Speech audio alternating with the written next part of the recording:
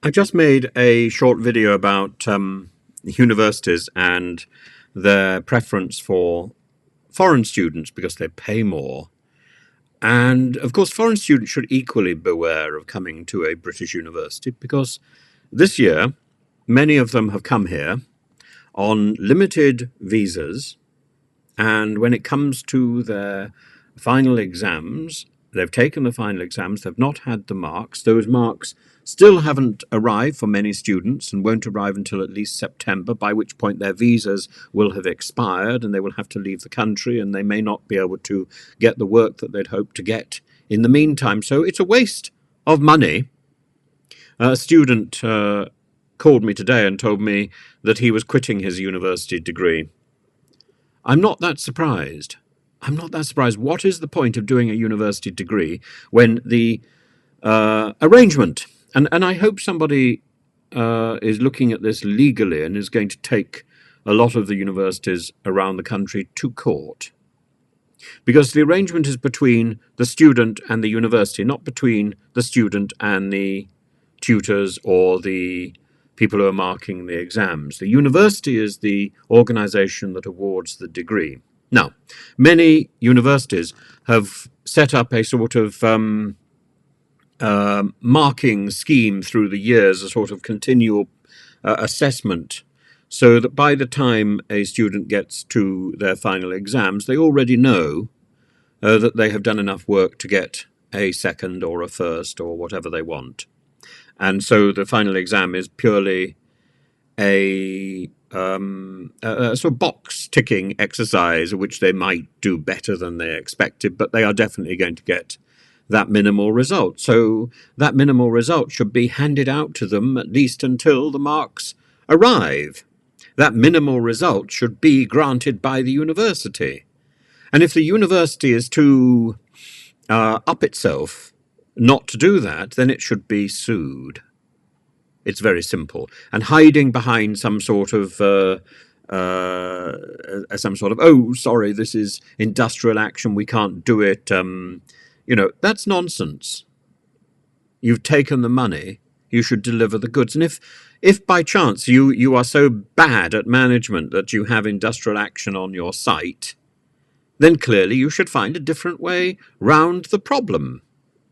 The fact that you have industrial action tells students that you can't manage your university and maybe you should get out of this business and find something else to do.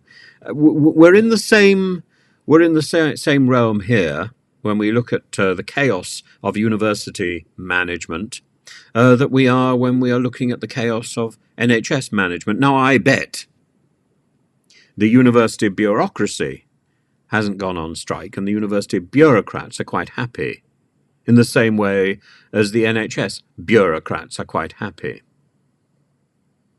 But I know, as a fact here, that university lecturers, university tutors in some of the top universities like Oxford, Cambridge, are paid a pittance.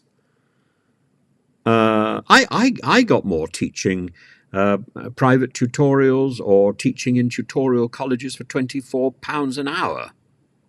And by the way, the tutorial colleges around the country have not put up the prices that they pay on to the tutors, though certainly they're putting up the prices that they charge parents. Be warned. Be warned. Do you think you're getting £80 worth of tutoring? No, the tutor's being paid £24 if they're lucky.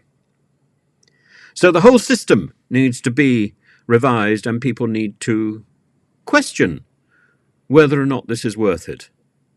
There may be a better way to sort out your life. You don't need to go to a university.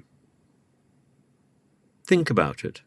Think about it. And, if these universities are so desperate for foreign students, let them have the foreign students. Go off and get a proper job, do an apprenticeship, do something worthwhile. I know that when I was, I went to university quite late, and I didn't do a proper job, really. I became a monk, but I did do factory jobs between leaving school and becoming a monk. I quite enjoyed my factory jobs. I remember canning peas. I remember making oil drums or reconditioning oil drums. And I remember a particularly nice factory in the middle of the... I very much liked working in factories during the night, by the way. I remember a very nice factory where I was making plastic loo seats in bright colours, probably brighter than some of the jumpers I wear. And I also remember working in Bethnal Green Royal Mail at a time when the Royal Mail functioned and there were 2 posts a day, and it was a mad rush to get the post out, and on a few occasions I was delivering post as well and sorting it. And I did find that quite stimulating, but I've always enjoyed working at night.